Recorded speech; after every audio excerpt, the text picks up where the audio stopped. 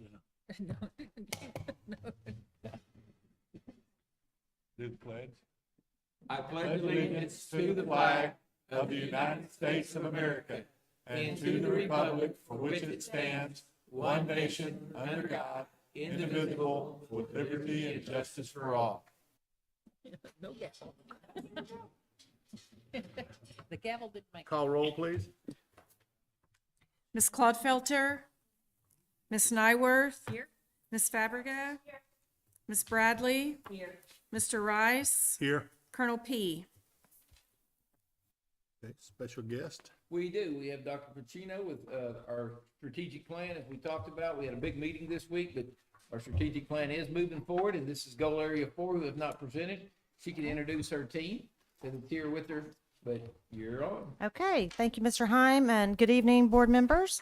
As I've already been introduced, but Megan Haley is also a co-chair for Goal Area 4.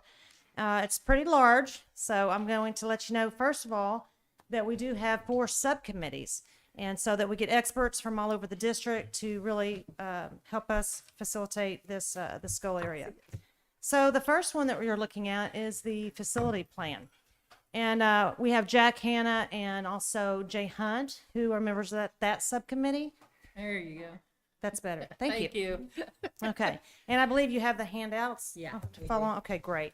I just want to let you know that we have done the demographic study in May 22, kind of doing the population projections out for 30 years so that we can better facilitate, what are we going to need in our buildings, our facilities, and so forth. We have spreadsheets that Jack Hanna, Jay Hunt have given us that cover all of when the roofs were replaced from every roof building in the district and the projected when they need to replace again. That's just one example, but there's the HVACs, the big ticketed items. That's what we have planned in projections, barring nothing like a storm or anything. Ugh. Busted behind. Yeah, don't even go there, right? We also have the annual estimate of cost for replacements and repairs as we go along. So, moving on, we're continuing to, let's move past that. That's for the year after. If you'll go to the objective 1 and initiative 2 is the technology plan. And we have Adelia Gilbert and Jason DeBoard as the subcommittee. On the next slide, you'll see that the vision is to continue to phase out tech every 4 years, that starting in 2nd, 6th, 9th graders, they have new devices, and they continue to have that device throughout their tenure from 9th grade on to senior. So we maintain one-to-one devices always. And as you can see, even with this week, how important that is to provide that educational no matter what happens. We've improved the infrastructure of technology. Okay, I'm not the techie person, so I just want you to know. But we went from 1 gigabyte in elementary schools to 10 GBs, and from secondary, Douglas and Freedom from, correct me if I'm wrong, but it's 10 gigabytes to 40. So I know, Mr. Rice, you're an expert kind of in that field, and I was told that that's pretty fast. It's good. So okay, good. Okay, well, then I haven't messed up yet. Okay. And by the way, You started, didn't you? right? Oh, The old P1 lines. right, We had that's 100. true. We had How about dial-up? 100 meg for the entire school district. Oh my gosh, that Yeah. does. I do 100 remember. meg. So that was when it was slow. Absolutely, I remember This is that. very Oh my good. goodness. And how times have changed. Jason's over to our- I will say too, on the technology, that all of the devices are inventoried in the incident IQ. And then if there's replacements, repairs, anything, and that's been updated and taken care of. So that's critically important. Let me Yes, mention sir. one thing on that you'll see sometimes in audit, and you hear people talk about, because for whatever reason, the state people who audit us, they consider those devices not like a textbook. So they want them inventoried and tracked. And we have 14,000 devices to kids, and so they may come in here and say, I need to see these 5. Right. And then you gotta go see them, and then if the kid left them home, some auditors sometimes will say, okay, your policy says the kids will bring them to school every day. They left them at home, so it's a tough change, because a lot of it, how we do audits hadn't caught up, because every Right. kid has one. So when she says Right. incident IQ, It's they are huge. checked out huge, just the same Right. way. Sorry It's about that. huge. Thank No, you, you're Doctor. fine. It's huge inventory, that process, but Yeah. fortunately, someone else does that piece. Let's move on to initiative 2, which is student identification processes. And you can see we have a much larger subcommittee, but we want to get input from all different sites and so forth, and that's important.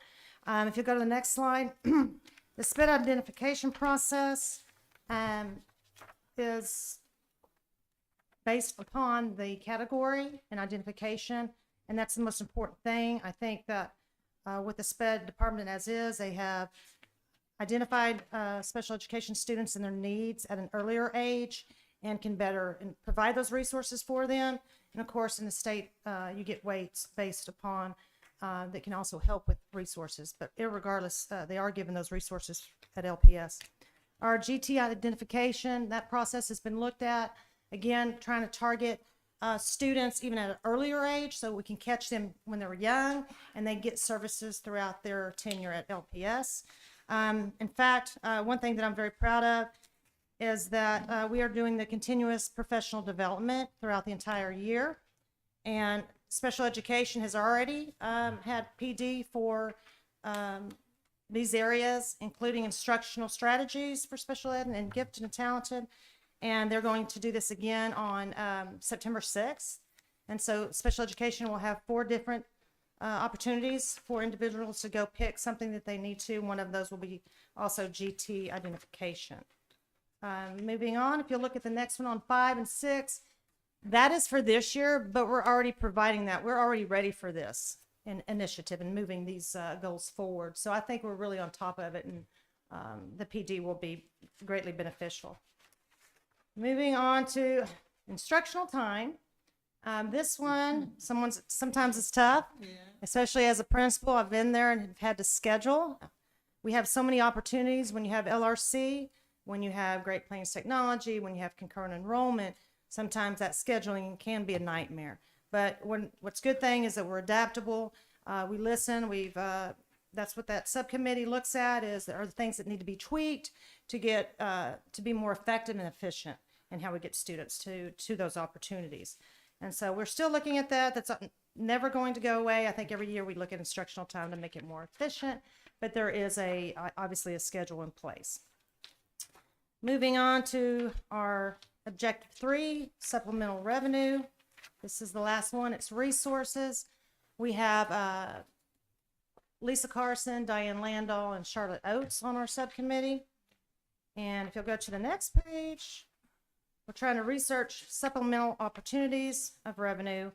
Diane Landau is going to be presenting also on a September 6th continuous PD about the various grants that are available to teachers. Of course, we're all familiar with the Lawton Public School Foundation grant. Well, most of us. If you're not, the teachers have an opportunity to learn about it. That's why Lisa Carson's on this committee as well. But there are several grants. Charlotte's great with the community and getting people in, and she knows how to get money. So we've got her there, but we do have a spreadsheet of all the grants available, and they're going to be giving that information out as well to anybody in the PD. And then we push that out through email and so forth. So I think that we're on the right road. And does anyone have any questions? I know I went pretty fast, but again, this plan is on our website. So anybody out there in the community can continue to look or just call and ask questions.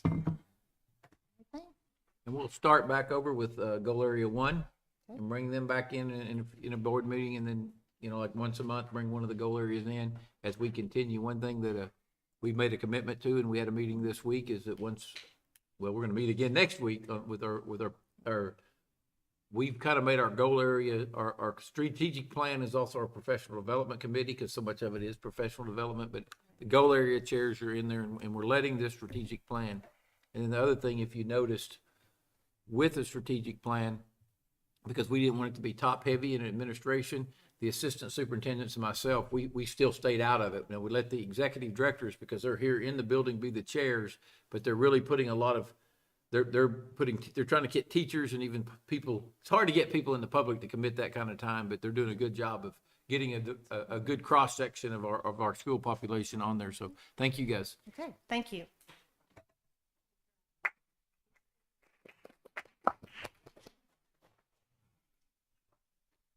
Okay, report of the superintendent. Yeah, on our report, a couple things.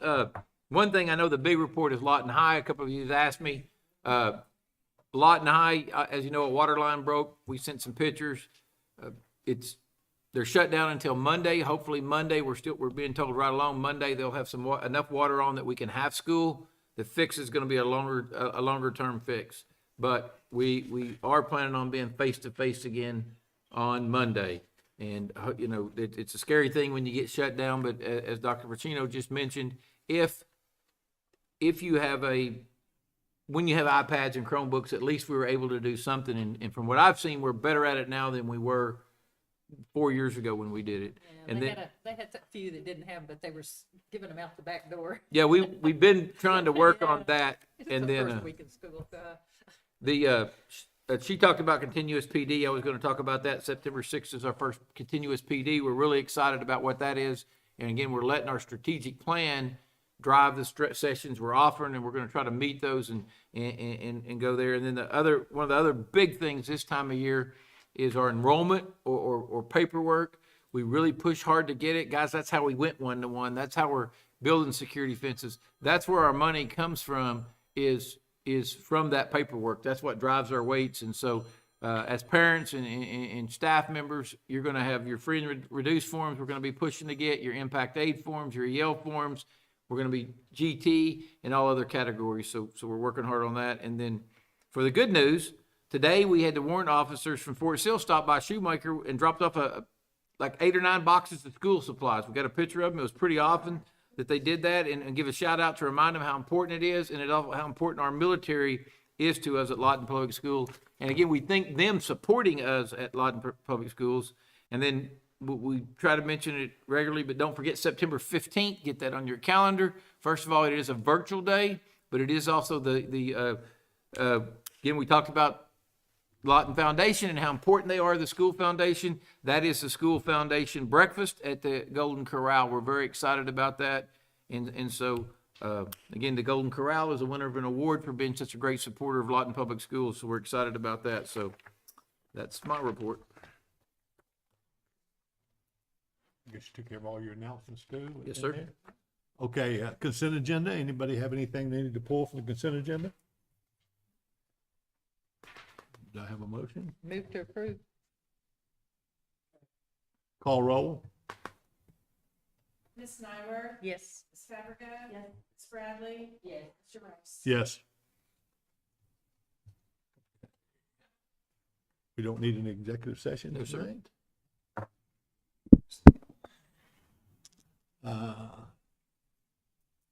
Superintendent's personnel report. Have anything to discuss there? or- Nope. Move for approval. Call roll, please. Ms. Nyworth? Yes. Ms. Fabregas? Ms. Bradley? Yes. Mr. Rice? Yes. Okay, anybody have any new business? Okay, the next regular scheduled board meeting is Monday, September the 11th at 5:15 here in the Shoemaker Auditorium. Do we need to set any new board meeting dates? No, sir. One thing that I will let you know is just a reminder that we will also, with goal areas, that we will also start rolling our principals back through and letting them give their reports on how their school is going, and bringing kids and some of the summer board members meetings seem kind of short because it's just us, but we'll start getting our kids back up here and our principals in here to give you guys reports. And we'll try to, we got all the secondaries last year and part of the elementaries, and we'll try to get the elementaries we missed last year to start with and roll back through the secondary so we can enjoy some of the great programs they have.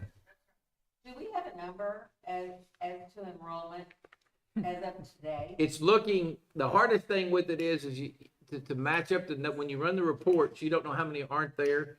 I'm gonna guess we're right at 14,000. I mean, our attendance numbers that I see are a little bit above our attendance numbers last year. And the attendance numbers, you hope they're accurate because the teachers are counting them absent. Now, Lawton High is a little bit tough because they're on virtual, but I would suspect we're gonna be close.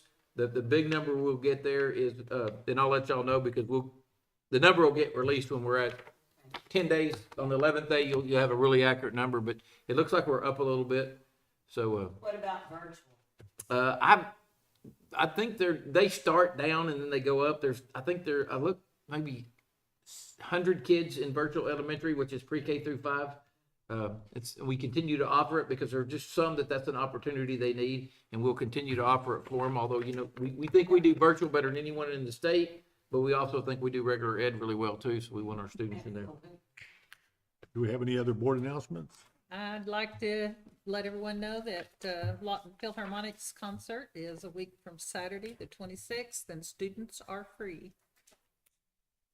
Awesome. And also, I guess all the board members will be in Oklahoma City for the OSSBA conference starting on Thursday, and we'll be finished with that on Sunday, I guess. Getting some good training. Patty, will the word go out to the schools? We let all the teachers know, but I sent even flyers to all the secondary, and hopefully they'll come. Parents can get a $10 ticket to sit with them if they'd like to. Well, I mean, that's a good Yeah, thing. Yep, it it is a is. good Make thing. sure the school can- Make sure the Yeah, kid wants to go, they realize they can go for free. yeah. Okay, that's it? Okay, I guess we're adjourned.